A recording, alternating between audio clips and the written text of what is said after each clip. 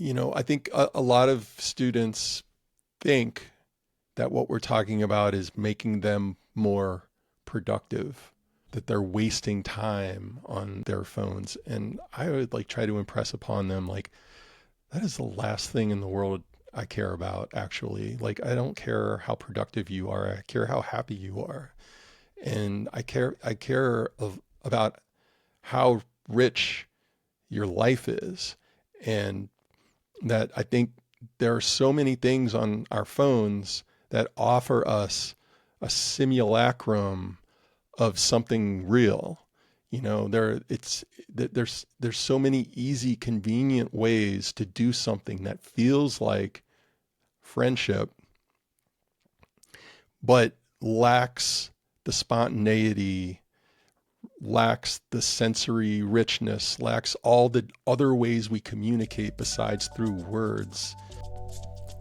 Hi, you're listening to Conversations with Musicians with Leah Roseman, which I hope inspires you through the personal stories of a fascinating diversity of musical guests. I really enjoyed this opportunity to speak with Mack Hagood, author of Hush, Media, and Sonic Self-Control, to explore how we use sound to manage our minds, moods, and modern lives. From white noise apps and noise-canceling headphones to tinnitus and sound therapy, Mack helped me understand the complex relationship between media, technology, and the human need to tune in or out. We discussed the surprising cultural history behind everyday sonic tools, from the 1964 Sleepmate sound conditioner to Irv Teibel's visionary Environments recordings, to Amal Gopal Bose's 1978 flight epiphany that led to noise-canceling headphones. Mack reflected on teaching the smartphone in society and concerns with both social media and streaming platforms. Towards the end of this conversation, he explained why he started his podcast, Phantom Power, and how his childhood in New Orleans eventually led him to the new field of sound scholarship. Like all my episodes, you can watch this on my YouTube channel or listen to the podcast on many podcast platforms, and I've also linked the transcript. It's a joy to bring these inspiring episodes to you every week, and I do all the many jobs of research, production, and publicity. Have a look at the show notes of this episode, where you'll find linked episodes and different ways to support this podcast. Listen now and rethink the sounds you live with. Hey, Mack, thanks so much for joining me here today. Thanks so much for the invitation. We're going to be talking about a lot of things, actually not directly related to music, but I do see a whole bunch of guitars behind you in your home office. Yeah, I do have a weakness for guitars. And I was actually a little surprised that you invited me because, I am not, primarily known as a musician. So I was very interested to get your invitation. Yeah, it's a little bit off the beaten track, but I do try to have some academics on because I'm a super nerd. I was very interested in your research because it affected me personally, and also to show people that the world of music is really broad and interesting, and all kinds of musicians do all kinds of things. Mm-hmm. Mm-hmm.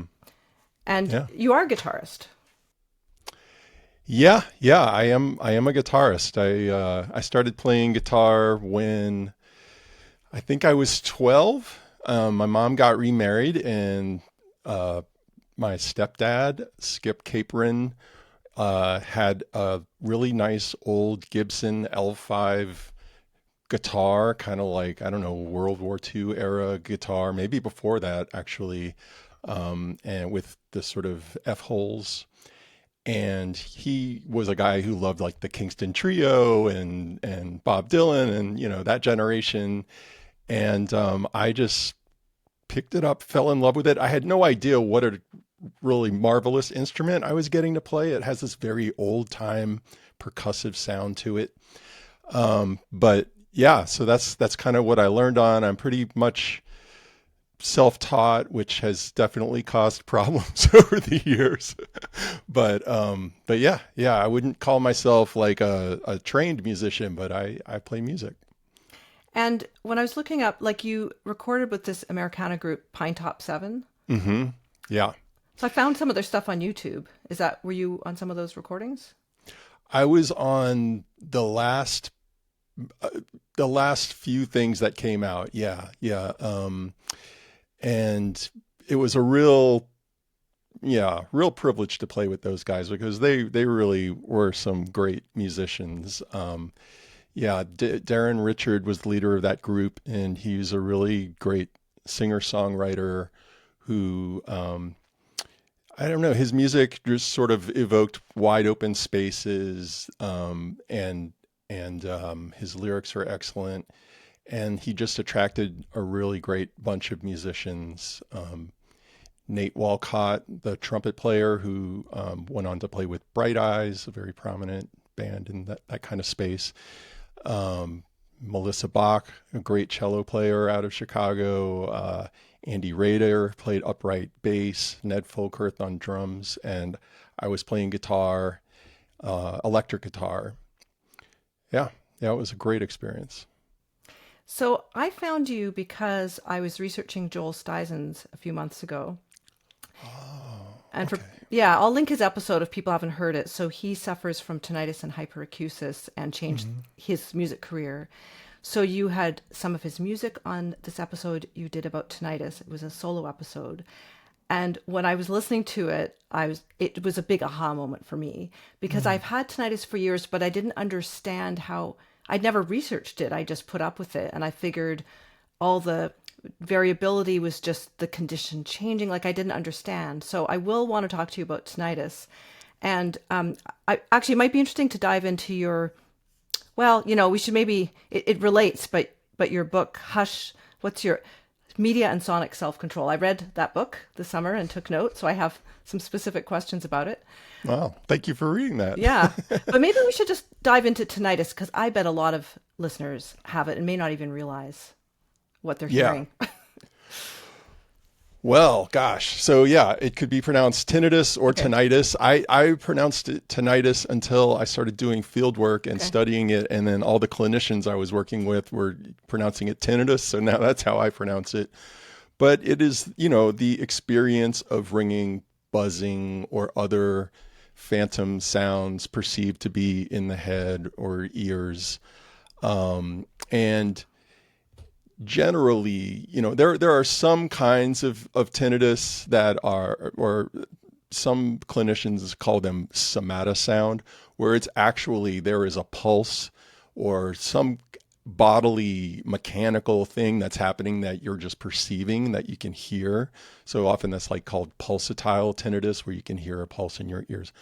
But for musicians, generally, what we tend to experience is just straight up tinnitus that has no cause in the physical world that we can perceive. And there's nothing wrong with tinnitus. I always want to just begin by saying that. Like, so if you experience tinnitus, there's no reason to sort of like problematize it in your mind. It is a very, very common experience. And in fact, there's this classic study where they put individually 100 people one by one into one of those silent chambers, an anechoic chamber, and I think like 98 of them heard tinnitus when they were in that space. So basically what happens is the auditory system is very much like the pupil. When you're in a low light situation, the pupil dilates. It wants to get more light, like its job is to see. So if you put it in a situation where it can't see, it's going to do its best to see. Well, the auditory system is the same way. And so it, basically when there's an absence of sound, the brain turns up the volume. And what winds up happening is it's just like if you took a stereo system that, you weren't playing any music on and you just crank the volume all the way up, you're going to hear the inherent noise of the system. And so what happens is the auditory system kind of perceives the random neuronal firing that's happening in our brains all the time. That's actually the signal for silence. Well, it experiences it as sound. And that sound can be perceived in different ways. Often what we perceive is frequencies that are sort of in the neighborhood of spaces where we maybe have lost a little bit of hearing. And so there's often a relationship between hearing loss, and it could be a tiny, tiny amount of hearing loss, and tinnitus. Right? That's not always the case, but it's often the case. And so basically, your brain might be turning up the volume just in those frequencies that you don't hear quite as well. And I think this happens to musicians for maybe a couple of reasons. One reason would be that, quite often our ears take a beating. If you're playing and you're like the brass section is behind you, like you're catching some major decibels there. And we know that volume over time is what leads to hearing loss, right? So the louder the sound is, the shorter your exposure should be. And I think education has gotten a lot better on that front. I think people know about musicians' earplugs now that have a real nice flat frequency response, still let you feel very much in contact with the music, but maybe mitigate some of that hearing damage that can happen. But the second reason I think musicians often suffer from tinnitus is simply that if you looked at our brains, the portion dedicated to sound perception is just much more developed, right? Mm-hmm. And so there's just this very discerning auditory system that notices these things. And then what can be bad is when basically our other parts of our brain get involved, and we get maybe like a perception like, oh my gosh, is this bad? What does this mean? Am I losing my hearing, or am I ill, or like what is that? And then a sort of fight or flight reaction can develop, and that's when people can start to actually suffer from tinnitus instead of just merely experiencing it. Yes. Yeah, I've noticed that change with myself, and it's very interesting. And also I hear like sometimes it's a high pitch, and that's clearly what that is. And I will now say tinnitus. Okay, I'm agnostic. I'm just going to say tinnitus. But you can say tinnitus. Yeah, it could be a tomato kind of situation. Totally. Yeah. But I do have like crackling and other sounds that come and go. And when I really started noticing it, Mac, was when we had the pandemic lockdowns and I suddenly wasn't in rehearsal. Yep. I was stressed out. I was home alone in this pretty quiet house. And I really started noticing I was craving. So I started using like nature sounds and just to have something on in the background when I was trying to do other things. Yeah. And it's the first time I'd really sought that out. Yeah. I mean, that rings true to me. No pun intended. I mean, I think a lot of people either first noticed tinnitus or kind of found it to become problematic for them during the pandemic. And I think you put your finger on it. It was the actual lack of sonic enrichment that we were getting, the quietness. I mean, there was these fascinating phenomena that happened during the pandemic, like people started Googling, why are the birds so loud? And of course, the birds didn't change their volume. It's just that the world got so quiet that suddenly we could hear them, and people started being annoyed by the birds. It's like, wow, they sound so aggressive. It's like, no, I think we were the aggressive ones. We've been drowning out their mating calls for all of these years, and they're finally able to hear one another. But, some of the things that we were able to hear were like the sound of our own brains, and that's not always so fun. And I've myself have suffered from tinnitus, and had times in my life where I was very affected by it, and dealt with depression over it, much like Joel Steisen's, and so I have, I was pretty passionate about into my research on this topic, and really trying to understand it and really trying to contextualize it in the culture more broadly. Not only like what are the noises that maybe make us, harm our hearing, that is one aspect, but I was more interested in like, why does it feel so threatening or dangerous or isolating to experience this sound? And so I wound up doing a lot of reading on the history of tinnitus, and and thinking about like that, why it is that in our present culture, tinnitus is so bothersome. Mm-hmm. I remember one thing in this early pandemic days, I actually Googled cafe sounds, like to have background noise because I miss going to a cafe. And if anyone's interested, it's definitely up there, like 10 hours of like the murmur and coffee cups and background noise. It's a lot less expensive maybe than going out sometimes. If you're seeking that sort of hubbub, to concentrate. Yeah. Yeah. There's a lot of that kind of content out there. And that is like, one of my research interests is like, what are those sounds doing for us? Why do we crave them so much? And I suppose just to sort of like answer the question, at least to some extent, I think because we live in a culture where we are responsible for ourselves, we're no longer in an environment where most of us get one job and have that job for life, right? Like we're all free agents in this economy. It's often called neoliberalism. It's this kind of like lack of a safety net and great opportunities in some regards, right? But also a great responsibility to the individual. And so our control of our own attention becomes very important in that scenario, right? I mean, it really separates who can be a high earner from who can't. And no matter what kind of sphere you're trying to be excellent in, you need to be able to control your own attention. And so tinnitus is sort of like a threat to that, right? Like it's a sound that's attached to yourself and you can't get rid of it. And I think that's part of what adds to the angst around it in contemporary life.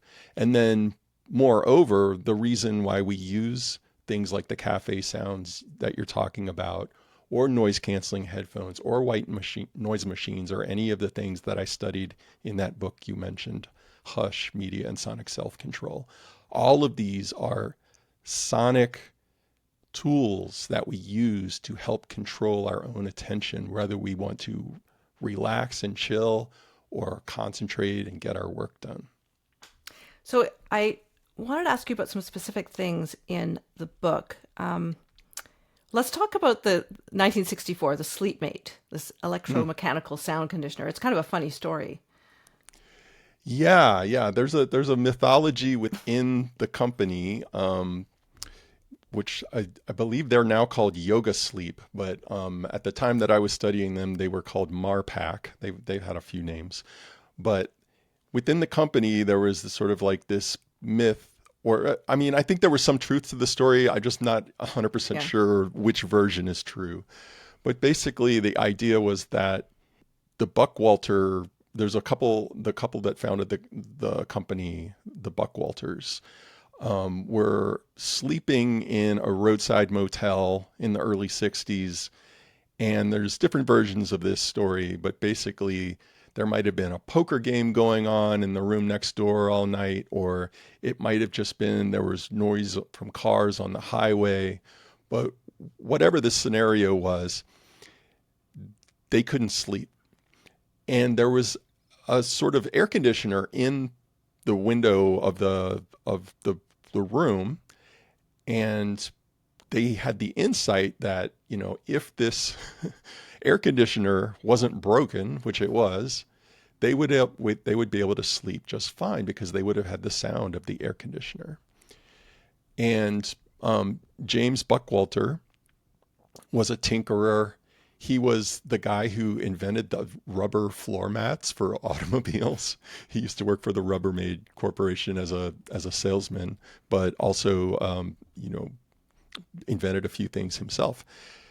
And so when he got home from this trip, he took a piece of plywood and like cut out a circular piece of plywood, and he got a tin dish. Like a dog dish or something, right? Yeah. I don't think it would. It turns out maybe it wasn't actually a dog dish. This is another point of contention in the lore of the company. But yeah, it was just like sort of like Yeah, it could have been a dog dish. It was like a tin dish, and he got a church key and he punched a few holes in it. And then he got a motor from like a fan that you would I think it was sort of like the kind of fan that you would have in your bathroom or something like that, but he just had the motor for it. And then he took a coffee can and cut out some fan blades and put this under the dish on top of the plywood base and plugged it in, and it made this and they put it on their bedside table, and it helped them sleep. And they were like, I think this is a pretty cool idea. And then they would tell their friends about it, and all of their friends wanted one. And so they wound up making this electromechanical sound machine. We basically would probably just call it a white noise machine. And they called it a sound conditioner. That's sort of the way they marketed it. And these are the kinds of things that if you've ever been to like a therapist's office, and they might have one in the hallway so that the people in the who are in the waiting room can't hear the emoting going on inside the therapist's office. So I think these are pretty familiar things. A lot of people use them for their babies, that sort of thing. And then it was sort of like a family. When it started, they had the kids assembling these in the garage, and I also found the marketing interesting. It was kind of gendered because they had like the young man studying, and it was the same product, but it was named differently. And then the woman on her bed trying to sleep. Yeah, they marketed. It was very interesting. I mean, one of the big breakthroughs that they had was they got it into the Sears and Roebuck catalog, which was a huge deal back in that time before the internet. I mean, these big, thick catalogs were kind of in terms of commerce, they were the internet before the internet, right? And so just to get their product in there was a huge deal. And they did use these very gendered imagery of women, always white women, sleeping peacefully next to this machine. And they called the machine the Sleep Mate. That was the brand that they used. But then they started to get letters from people who were using the machine at work. And these folks felt that Sleep Mate did not seem very professional, and they didn't want that in their office. And so basically they just took it and they put a different badge on top of the machine that said Sound Screen. And so they had the identical product that they just marketed two different ways and sold to two different audiences. Yeah. And okay, let's see. There's so many interesting, I should say it's a fairly academic book, but there's so many interesting stories within it. And Irv Teibel, what a character, and his Environment series, which I did find on YouTube. You can check out the original. Yeah.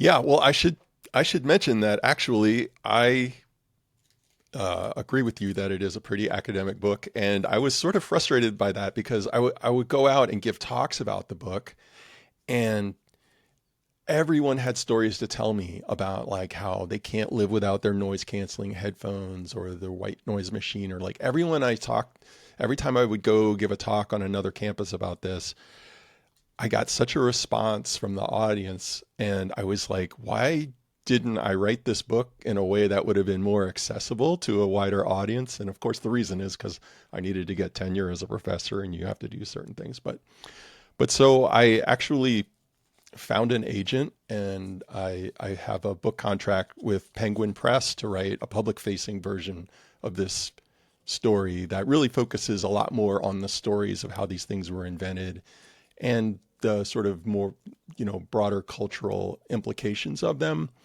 but is not so academic. So hopefully that'll be coming out in the next couple of years. Okay.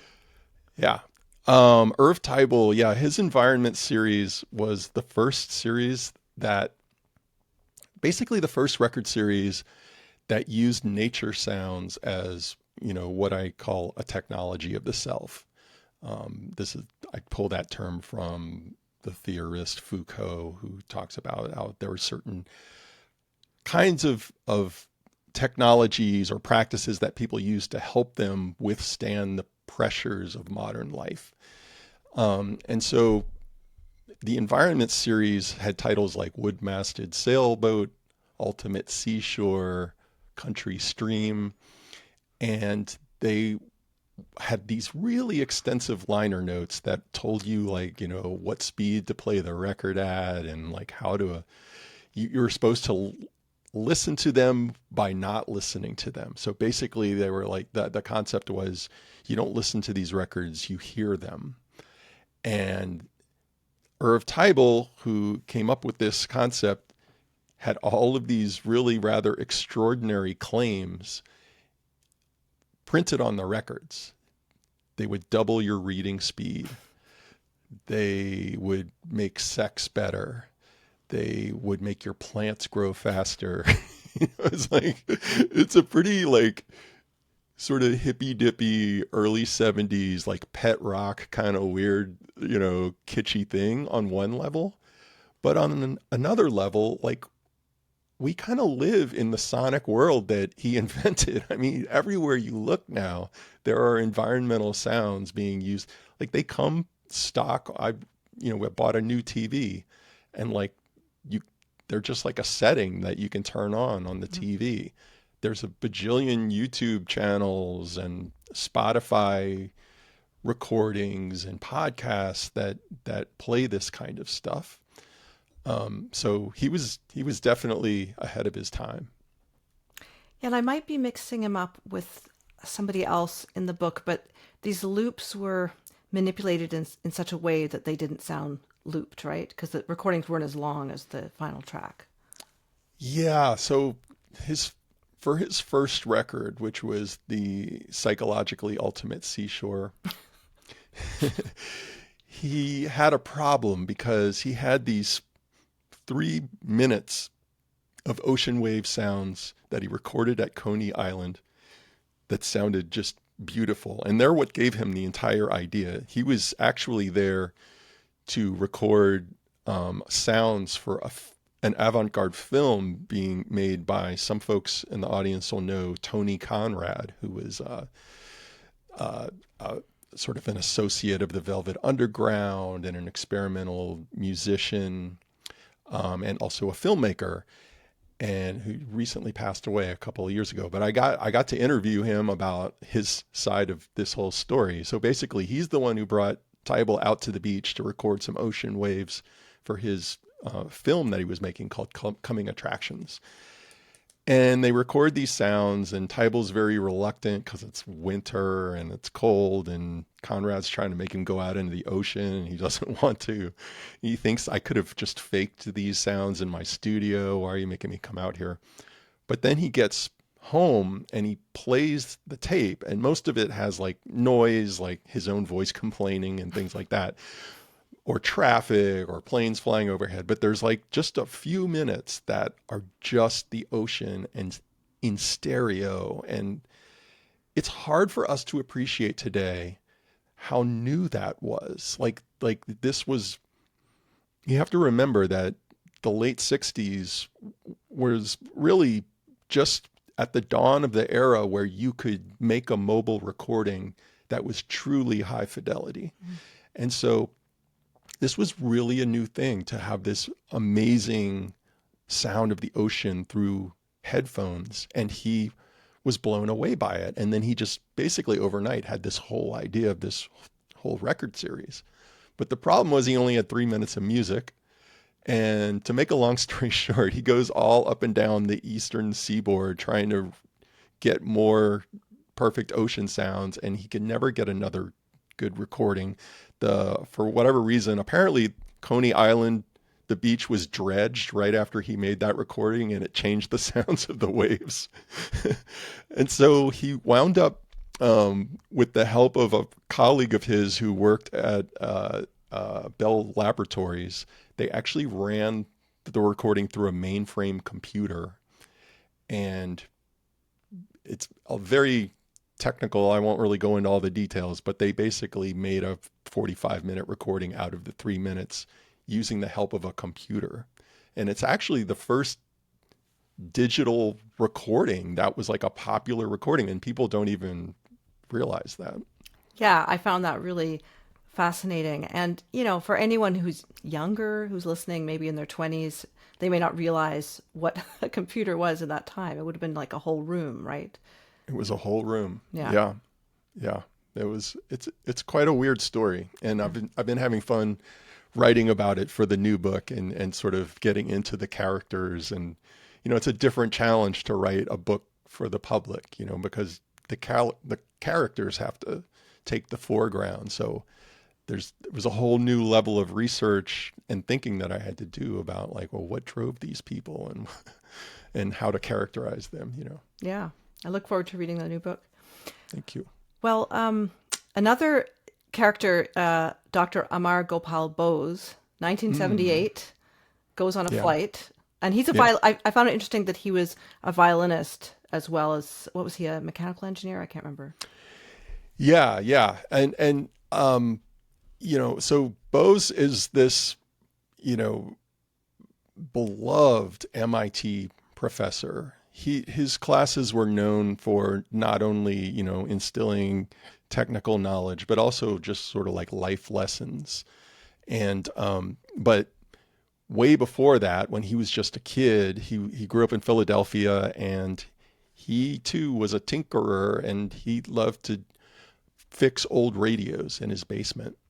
And he spent a lot of time in his basement because his dad was from India, and his mom was I don't remember where she was from, but she was a white woman, and the racism at the time was really bad in Philadelphia, among other places.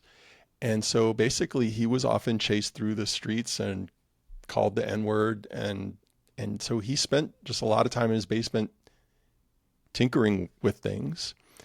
And he was a bit of an autodidact. Apparently it was, not a sure thing that he was going to get into a place like MIT, but eventually he did. And he became the great, person. We've heard of these, Bose radios and Bose headphones and all of these things. But I think it was I'm forgetting what year it is right now, but it was in the 70s. He was on a flight, and he was really looking forward to this flight because it was sort of the debut of the headphones that you could plug into the armrest. And these were not the ones, this is going to really, only certain people are going to remember this, but there used to be these weird earphones that looked like a stethoscope that you would put into your ears that were like pneumatic tubes that the sound would come through. And they sounded horrible and they looked absurd. And so then the big excitement was that these were more like Walkman headphones that plugged into the armrest, and it was an electronic connection. And so Bose was really excited to try them.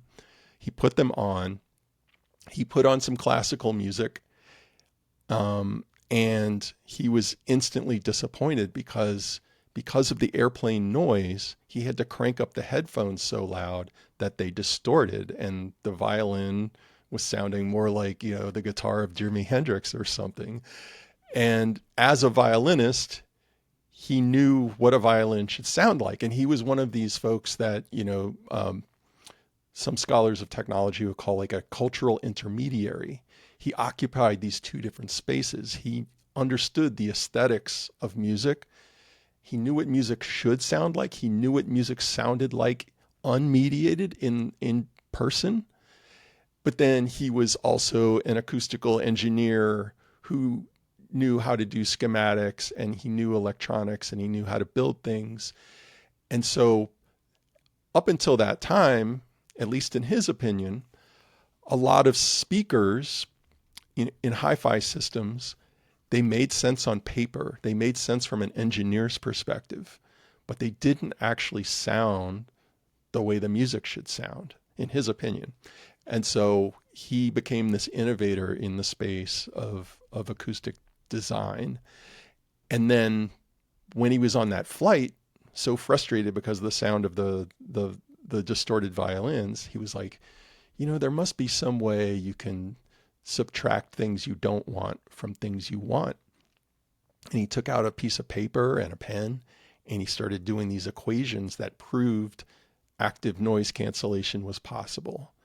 And so right then he invented on that flight noise canceling headphones, but it would take, well over a decade for him to actually bring them into fruition. In fact, it was decades, because it wasn't until, the early 2000s that they really came out on the consumer market.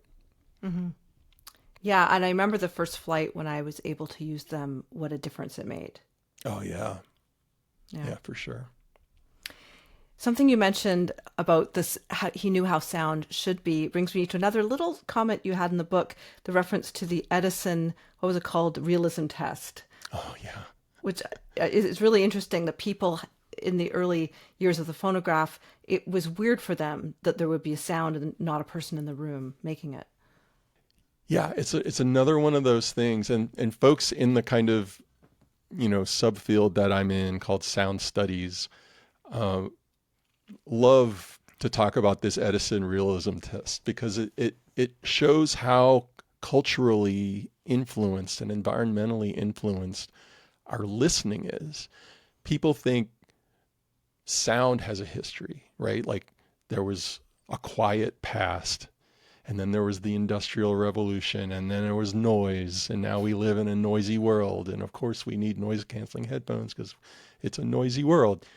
But in the discipline of sound studies, or the interdiscipline, we have folks from anthropology and history and all these different, humanities disciplines who are thinking about sound and pointing out, well, actually, listening has a history too. And so when something like the phonograph gets invented, that changes our listening. It doesn't just change the soundscape, it changes the way we listen. And the proof of that is things like this Edison, realism test, where basically it was teaching people how to listen to a record, how to listen to music without being able to see a musician. This was a rather uncanny experience. It was the same thing for the telephone. A lot of people were pretty freaked out hearing the voice of somebody without being able to see that person. And in fact, there was a lot of, we get the rise of spiritualism and a whole lot of things like that once these audio technologies come out. And there's sort of a direct influence there. This idea that you could hear voices from virtually, what feels like out of thin air, really got people thinking in a very spiritual way, I guess you could say. And did some people use recordings covertly as part of their seance or whatever? Oh yeah, I think almost certainly there was that kind of trickery going on, but there was also earnest, like belief that people could. It reminds me of the way a lot of very smart people talk about AI right now, it either is or is going to be some kind of, actual thinking entity that we can communicate with and is going to change the world. I mean, this is the way Edison was thinking about sound. Like he was working on something like called the spirit phone, where we were going to be able to somehow use a telephone to communicate with the great beyond and talk to our deceased relatives and stuff like that. That's interesting that he would have thought that way. I thought of him as being so scientific, but yeah. But you could say the same of Elon Musk, but he's clearly a lot of other things besides rational. Yeah. Well, my sister's an anthropologist, and I did take a few anthropology courses for fun as a music student. So it's interesting, some stuff that came up. And you mentioned the interdisciplinary aspect of sound studies. One of the things was that many languages don't distinguish noise as a category of sound. Yeah. That's something I learned from an ethnomusicologist named Dave Novak. It was something that he mentioned in a book called Keywords in Sound. I don't have a lot to say about that Yeah. beyond that, but it does show once again how culturally conditioned our ways of listening are. I often like to tell my students, like, we think we hear the world directly, like we have a clean signal. And as an electric guitarist with, a weakness for guitar pedals, I like to say, like, actually in our signal chain, we have a bunch of delays and distortions and echoes and reverbs and like all of these different things that are affecting the way we actually hear the world. Those are culturally conditioned but physically embodied ways of listening. I think classically trained musicians will know, like, there are certain kinds of modes of listening, for slight variations in pitch or timbre, that you're not born with those things, right? You become soaked in them. Yeah. Hi, just a really quick break from the episode. I wanted to let you know about some other episodes I've linked directly to this one, which I think may interest you, with Joel Steisens, Verna Gillis, Karen Power, Leif Karlstrom, and Lawrence English. In the show notes, you'll also find a link to sign up for my newsletter, where you'll get exclusive information about upcoming guests, a link for my Ko-fi page to support this project directly, where you can buy me one coffee or every month, and my podcast merchandise store with a design commissioned from artist Steffi Kelly. You can also review this podcast, share it with your friends, and follow on your podcast app, YouTube, and social media. All this helps spread the word. Thanks. Now, back to my conversation with Mack. And the subject of soundscapes and field recordings has come up with several of my guests. Oh. And I actually took a course with Murray Schafer when I was a student. Oh, wow. Like with his book about soundscapes, The Tuning of the World, I think it was. Oh, what was that like? Well, he was a visiting professor at McGill, so he wasn't living in Montreal. I mean, it's one class and he had to catch a train. So because he had to go back to where he was living. So he said, okay, meet me on the steps of the music building and this will be the class. And then we show up and he just put his suitcase down and he looked at his whatever the graduate student was helping him and just expected him to carry the suitcase, which is kind of like 20-minute walk or whatever to the train station. Then we got there. He said, okay, I want everyone to close their eyes and just listen. And that's your assignment. I'm going to go catch my train. And that was like the lecture. He was kind of like that, I love that. Yeah. I mean, I actually, on my podcast, Phantom Power, we did a 2-part series on him, which really gave I think a good faith sounding out of both his musical output and his sort of more theoretical work. But the second part was really looking at a lot of the sort of contradictions and maybe more problematic areas with his work. So you're not the first person to say something negative about our Murray Schafer to me. Let's just put it that way. Yeah, I interviewed Ellen Waterman, who had worked with him quite a bit. I interviewed her too for that piece. Yeah. Yeah, and I'm not as familiar with his music, but I certainly reading the book and the course, I got a lot out of it. And I do remember one of the very first lectures where there was just like a painting, like an old painting, and he asked us to imagine all the sounds in the scene. And I had never thought that way before. And quite a few people I've interviewed have been influenced, by and have worked with Pauline Oliveros. So this sort of stuff has come up. But what I find interesting about field recordings, when you listen to them, like a really good field recording, it just transports you. Yeah. In a different way than music. It can be very special. And it's also really interesting that when I go back and listen to a field recording I did a long time ago, it's like I instantly know that spot. Like I'm like, oh yeah, like, and it could be a place I haven't thought of in many, many years. And then I hear that, I'm like, oh yeah, I was right there. And it's a very unusual, like, teleportation technology, Yeah, I'll be linking a few episodes for people. I'll mention Karen Power, the Irish composer and field recordist, is probably a very interesting episode for the listeners of this one. And also the Australian Lawrence English, who yeah, we've had him on Okay. on Phantom Power. Yeah, Yeah. He's remarkable. Yeah. So actually, you mentioned Phantom Power. We can get back to some other stuff. So I've listened to several episodes of your podcast. But in May of last year, you announced to listeners, this is the last episode. Yeah. I'm going to be doing something different. But you continued. Yeah, that didn't last long at all. I was frankly with the book contract, and the expectations around that. I was concerned about being able to do everything at once.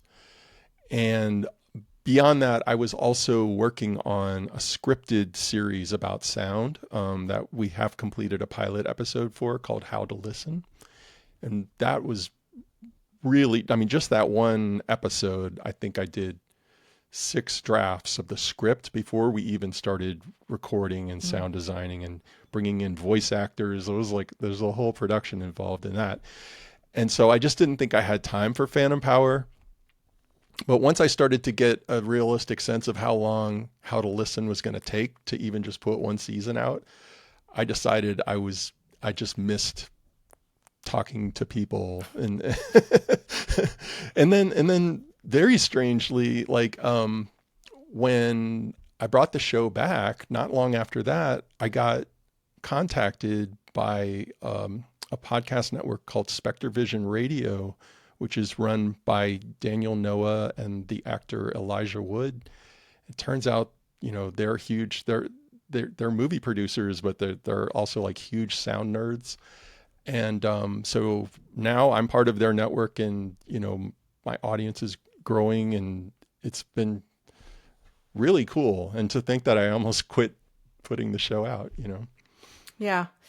It is hard to get traction. I put so much time into publicity and trying to figure that out. I'm curious, do your students, as an academic, is your podcast listening? Do they have to listen to episodes as part of assignments or?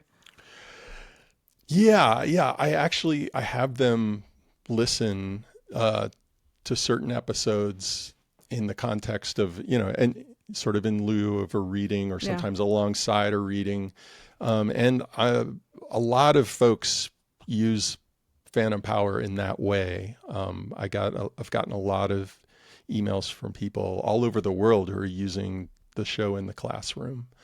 So that's really gratifying, and part of the reason that I didn't want to stop, doing it. I think at this point I've kind of, in the world of sound studies, people know about it.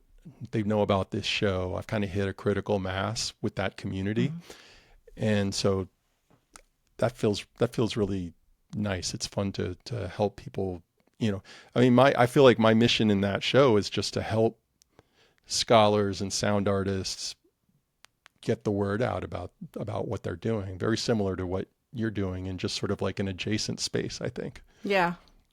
I guess my show is, I think it's so broad that it's a little hard because it's not enough of a niche. It's interesting because there's an accordion podcast and at least one mandolin podcast, and there's these very specific, but it's fairly broad, although, not so much pop music.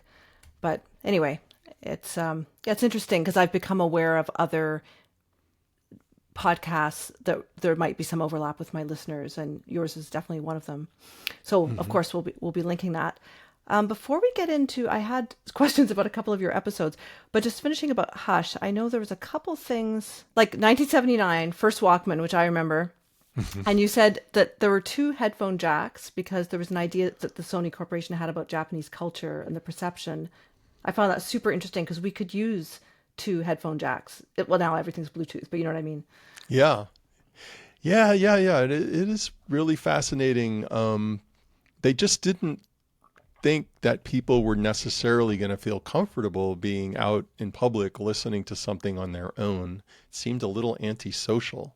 So they put the 2 headphone jacks on the Walkman, and, eventually one fell off like the vestigial tail it was, I guess. But, but it's interesting though, because oh gosh, I'm forgetting his name, but there's a scholar who actually studied sort of like iPod use among eighth graders, seventh graders, middle schoolers, like that. And he found that one of the ways that they sort of created, bonds between them, and friends, is to take the little earbuds and share them, and each one listening to, which I just thought was so sweet.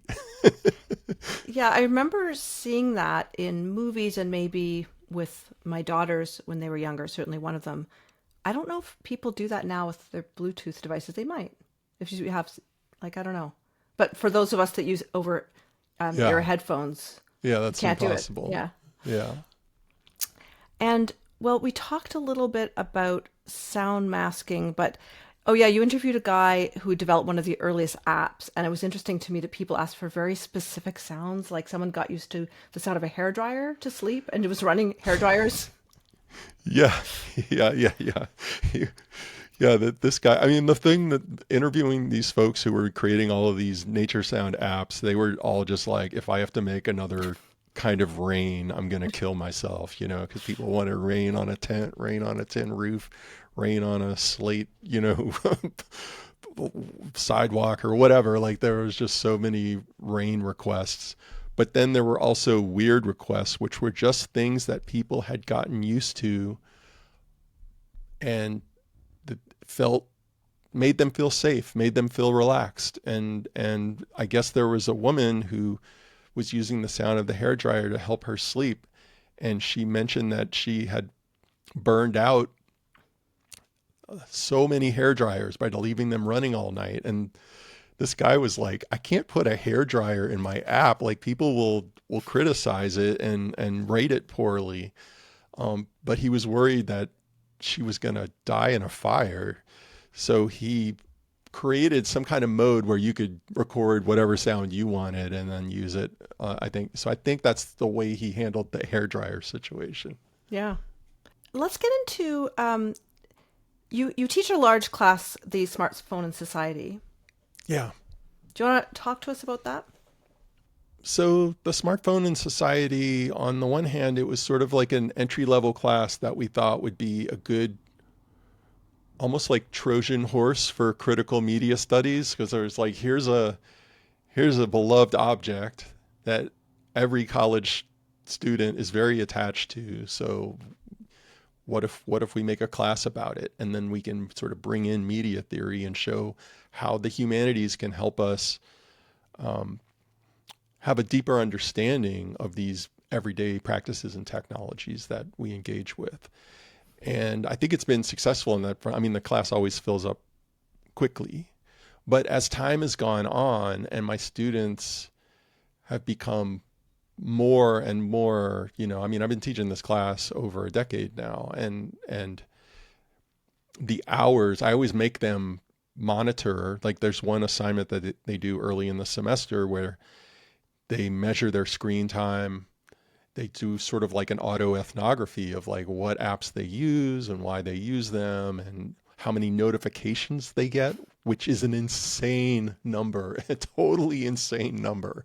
Like, some of them are getting like 800 plus notifications a day. I'm like, how does that, like, and so as time has gone on and this attachment has grown so strong, and that even they feel oppressed by it, I feel like the importance of this class has just grown and grown. And at this point, I think my main mission is just to help them sort of critically engage with their smartphone use and their social media use, and especially their TikTok use right now, at least, and find some agency, find a little bit of control for them over this object, which has been so carefully designed to feed on their minds and suck every drop of attention and commerce that can be sucked out of them. And they sense it. They're not completely naive. They're worried about their own smartphone use increasingly, and so I just feel like I'm there to provide resources in dealing with that relationship. I should try to get sponsorship from this company I'm going to mention because they really helped me. Have you heard of the brick? Yeah. Yeah. So have you tried anything like that? Mm-mm. I got one. It's been about a month, and it's really changed my relationship with my phone because you can really customize what you're blocking, and it doesn't take any self-control because like I'll brick my phone before I leave the house. So when I'm out, the apps I've blocked, I can't bring them up. And even if you try to look at, I was doing research actually on a podcast guest. So I was trying to look on, like on Google for them, and it was like their Facebook, but it wouldn't let me do it because I had Facebook blocked on my phone. So it's actually really, really good. And then, apparently you can have many different accounts in a family. And so it's a physical thing. And when you lock your device, like you decide how you want to use it. So you could make your phone into just phoning and texting and get rid of the internet altogether, or just block very specific apps that you might have trouble with. So I find it very interesting because that whole issue where we're beating ourselves up because we're losing focus, it just removes that for me. So it's kind of a cool idea around that. Yeah. Yeah. I mean, I'm all for things like that. I'm also, I think a lot of students think that what we're talking about is making them more productive, that they're wasting time on their phones. And I would like try to impress upon them, like, that is the last thing in the world I care about, actually. Like, I don't care how productive you are. I care how happy you are. And I care about how rich your life is. And that I think there are so many things on our phones that offer us a simulacrum of something real. There's so many easy, convenient ways to do something that feels like friendship, but lacks the spontaneity, lacks the sensory richness, lacks all the other ways we communicate besides through words. There's no pheromones crossing the fiber optic cables and Wi-Fi signals of this great country. We're missing out on all the sounds around us when we walk around with our headphones on. And I'm just all about that richness. And I honestly feel like the more I've gotten into this theme of research, the less of a trouble I have staying off my phone. I'm just like, actually, I don't really want to listen to music right now. I just want to hear what's going on around me. And the same thing with like social media. It's really lost its luster for me, especially now that so little of it comes from my actual friends. Which makes me in some ways a terrible podcaster because I don't promote my show at all. Because I don't feel like, like if I try to make a TikTok video, like I'm speaking a language that I don't speak. I'm trying to do something that I actually don't engage with at all. So it's like it's just looks completely false to people. Like I don't even try because it would be so insincere. But what I love about podcasts is like, you and I have never met before, but I feel like I'm getting to really know you, and that. So I don't treat all media equally, right? I think they all have different shortcomings and bonuses, but I tend to like podcasting a lot. I'm curious, when you got into podcasting, was it partly because you had a love of like good radio, and because you were sort of before the pandemic that you started, right? Oh yeah. It was 2018. Yeah. So I'd finished Hush, and I was trying to figure out what I wanted to do next. And I'd had an idea of podcasting for a long time because I was a pretty early podcast listener. And I was frustrated that I was in this sound studies world, and then all of my work came out on the printed page or in pixels. And I was like, that just seems dumb. And so I was really like, well, how could we really do scholarship in sound? And since then, there's been some really great journals and so forth that are doing, like, there's one called Seismograph. It's a Danish journal.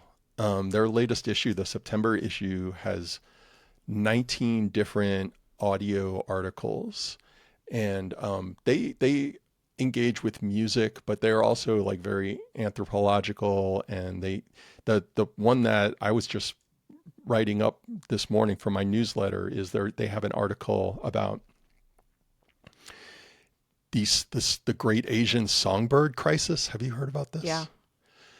And so for folks who don't know, there's a huge market for sort of competitive songbird specimens or whatever. So like basically you train up your songbird, and there are these competitions that can be for a lot of money. And but the problem is, these are like, I think, very powerful like bird human relationships, but they're also leading to the potential extinction of these songbirds in the wild because people go out and capture them for this market. And so there's an anthropologist and a musicologist who made this 18-minute audio piece, and they went to Indonesia. They did their research. They spoke to all the people who are in these competitions, and the field recordings like bring you into the competitions. You can hear it. And they're saying, like, us Westerners shaking our fingers, we don't really understand what's going on. Like, we need to talk to them and find out what the attraction is. And then, I mean, the fact is these guys are loving these birds to death. They love the birds, and so just to hear like a piece of audio scholar, I mean, that would have been interesting to read anyway, but to hear it, I think that is like what we should be doing in sound studies. Not that we shouldn't write at all, but to get our work out to the public, I think we should be working in sound more. Mm-hmm. A couple of your episodes I found very interesting. It was with Carolyn Birdsall, and you spoke to her about her book Radiophilia and also her Nazi soundscape stuff.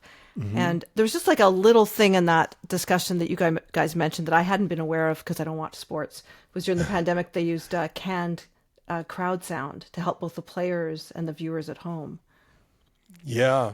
I mean, it just didn't, when they first were trying to do pandemic era sports,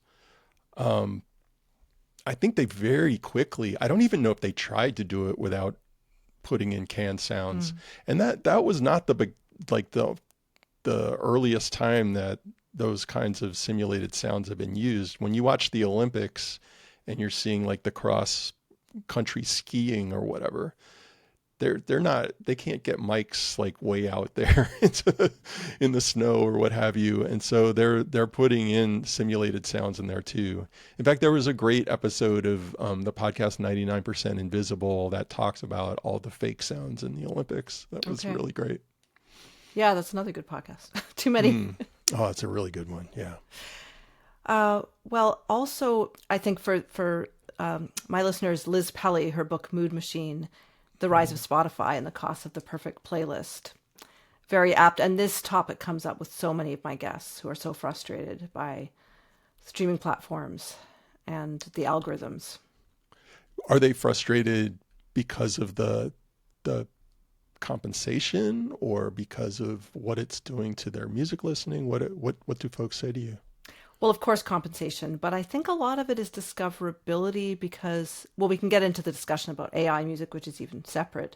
Yeah. But from what I understand, and I don't use Spotify, but they try to have this sort of chill vibe and to discourage people from actively finding music they like, and they'll feed you the most popular or what they think you want. Yeah. And when you look up an artist, you don't, even the way it's displayed, it's not like, here's their discography. They'll say, listen to this, right? So I think the way the algorithm works. Yeah, I mean it's this I think I can't remember which term Liz coined, but one of the things people call it is Spotify core. Hmm. It's just this kind of very middle of the road, easy to have on in the background, and shorter song lengths, like anything to create more conversions, more plays. It's really super interesting to think about the format of musical distribution affecting the content itself. But this has always been the case. I mean, when we were, um, with the gramophone, like the wax cylinders could only hold so much music, so people had to condense their performance to that length. Or, we have like the 45 RPM record could only hold, whatever it was, 3.5 minutes, and so you get all these pop songs that are that length, and we get the LP, which can handle about 44 minutes or whatever it is. And so you get people conceiving of a musical work as being two sides and of roughly 22 minutes each. And, it just goes on and on and on with every format we've ever had. It's shaped not only the consumption of the music, but the production. And people are into these very long playlists now too, so they don't have to think. Mm. And the whole idea of a mood playlist too. Yeah. Yeah. Again, like this is just like where I am right now in my life. I don't know why, but well, first of all, when I'm writing, I can't listen to anything because I'm too interested in sounds. So I just can't. But even when I'm just sort of like hanging out, I just don't listen to music anymore. I listen to music when I want to actively listen to it. And I go to a lot of, shows. I like going to like hear DJs spin like old dub reggae and go dance to stuff like that. Like, but in terms of just like the passive consumption of music, I don't know. I'm kind of over it. It's like it feels the same way for me as the social media stuff. Like I really want to focus on it or just not listen to it. Yeah, I mean, I listen to so much music, but never in the background, unless Yeah. maybe I'm like cleaning, like doing something like that. But Yeah. Or even, yeah, I mean, there are ways you can be listening, but you can listen pretty deeply while you're cleaning or while you're driving, right? Like those are definitely yeah. scenarios where I would listen to music. But yeah, music that I'm going to ignore, I don't know. So, Mac, there's so much we could talk about. Is there anything I didn't ask you about that you'd like to talk about? No, not Yeah. necessarily. Well, one thing I didn't ask, which I am curious about, is how did you become a sound scholar? How did you get into this field? Well, it was a very, very circuitous route. I mean, to give you the really long story, I would say I was blessed to be born and raised in New Orleans, which is a very, very sound rich, culture. I heard so many, every Mardi Gras, you're a little kid and you're out there and on the parade routes and there's so much music. There's not, there's the high school and college marching bands. There's the smaller New Orleans brass bands. There were like, I mean, the first time I ever heard steel pan music was on a Mardi Gras float that the Coast Guard or the Navy would always do. Um, Even just like local TV commercials, like there would be a commercial for the zoo, and it was like the Neville brothers who, or the Meters who like made the music, like all just incredible funk music, like even on TV commercials, like it was just everywhere. And so I think that kind of opened my ears. And then, I had just a long journey where I did a lot of things. I lived in East Asia for almost 4 years. I worked in the early .com era. I worked for one of the very first online music stores where we had to find the photos and descriptions of all the musical instruments or write them ourselves because none of that existed online. We were kind of inventing the online store. And so that was like a rich musical education, and just all these different experiences playing in bands, whatnot, sort of came together when I found myself in my 30s and sort of realizing I was probably never going to make a full living as a musician. And I was trying to figure out something I could do with my life. And I had heard about ethnomusicology, and I was like, oh, well, I used to make field recordings in Asia. I didn't even know that there was a name for that, and so I got into ethnomusicology. I went to the Department of Folklore and Ethnomusicology at Indiana University, sort of venerable program. And then I realized after I was there are not many jobs in ethnomusicology. Nobody told me this. And the jobs that there are, like, at least it seemed to me at the time, like I would have a much better chance if I could lead a gamelan ensemble or something, which I was totally not qualified to do. In fact, like the classes, like the ethnomusicology classes were killing me, like transcription and analysis. Oh my God. I was self-taught guitarist who could barely read a note, I was like, so that class was a nightmare for me.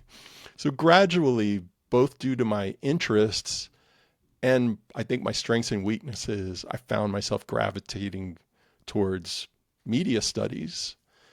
And then I kind of discovered sound studies just based on the interests I had, because at the time, people were really interested in fandom, both in, like popular music studies, but also in media studies. There was a lot of talk about fandoms and fan cultures.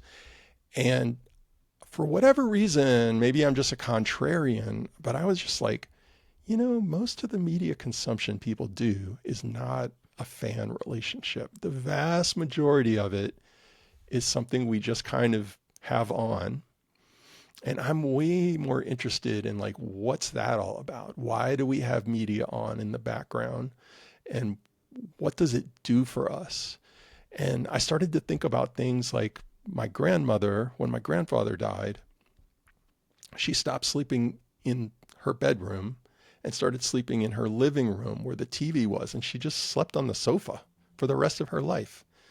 I was like, well, what was that TV providing? We think about media and we're like, well, okay, media are technologies that, transmit information. They provide entertainment or inform us in some way. That's what they do, right? She wasn't getting any of that from the TV. Like, it was like the TV was giving her this simulation of a human presence. It was providing sound, like human voices. It was providing a little bit of light. It was like a kind of a warmth to it. It was creating a space. And so I just became really fascinated with this more like ambient way of thinking about media, that media create spaces. And what we like about media is that they help us control the space we're in. So once I was really starting to think about this in this way, I was looking for things to read, and then people turned me on to sound studies and scholars like Jonathan Stern, who very kindly, mentored me from afar, as he did with so many people. Really great sound scholar who unfortunately just recently passed away. It was a very indirect way. And in fact, in all of my graduate training and my undergraduate training for that matter, I never had a professor who was a sound scholar. Like that wasn't really quite a thing yet. Mm-hmm. Back when, there were faculty out there, but they were very thinly dispersed around the world. Mm-hmm. That's fascinating. Well, thanks for coming on today. It was really, really great to meet you. Yeah, so nice to meet you. Thank you for inviting me. I hope you enjoyed this episode. Please share this with your friends and check out episodes you may have missed at leahroseman.com. If you could buy me a coffee to support this series, that would be wonderful. I'm an independent podcaster and I really do need the help of my listeners. Keep in mind, I've also linked directly several episodes you'll find interesting in the show notes of this one. All the links are in the show notes. The podcast theme music was written by Nick Cold. Have a wonderful week.